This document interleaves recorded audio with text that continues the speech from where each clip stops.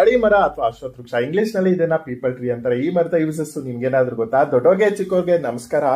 ನಮ್ಮ ಭಾರತದಲ್ಲಿ ಅರಳಿ ಮರಕ್ಕೆ ವಿಶೇಷವಾದ ಸ್ಥಾನ ಇದೆ. ಹಿಂದೂ ಸಂಪ್ರದಾಯದಲ್ಲಂತೂ ಅರಳಿ ಮರವನ್ನು ಒಂದು ಪೂಜ್ಯ ಭಾವನೆಯಿಂದ ಪೂಜಿಸಲಾಗುತ್ತೆ. ಈ ಮರದ ಲೈಫ್ ಟೈಮು 2500 ಇಯರ್ಸ್.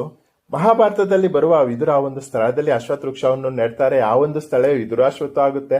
ಅವರು ನೆಟ್ಟಿದ ಮರ ತುಂಬಾ ವರ್ಷದ ಹಳೆಯ ಮರ ಅಂತಾನೆ ಹೇಳಲಾಗುತ್ತೆ. ಇನ್ನು ಅರಳಿ ಮರದ ಎಲೆಗಳಲ್ಲಿ ಒಂದು ಮೆಡಿಸಿನ್ ಅಂಶ ಇದೆ ಅಂತ ಹೇಳಲಾಗುತ್ತೆ. ಆಕ್ಸಿಜನ್ ಜನರೇಟರ್ ಅಂತೂ ಅರಳಿ ಮರ ಮುಂಚೂಣಿಯಲ್ಲಿದೆ ಅಂತಾನೆ ಹೇಳ್ಬೋದು. ಯಾಕಂದ್ರೆ ನಾವು ಕೋವಿಡ್ ಟೈಮ್ ನಲ್ಲಿ ಈ ಒಂದು ಮರದ ಮಹತ್ವವನ್ನು ರಿಯಲೈಸ್ ಆಗಿದೆ, ತುಂಬಾ ಜನಕ್ಕೆ ರಿಯಲೈಸ್ ಆಗಿದೆ ಅಂತಾನೆ ಹೇಳ್ಬೋದು.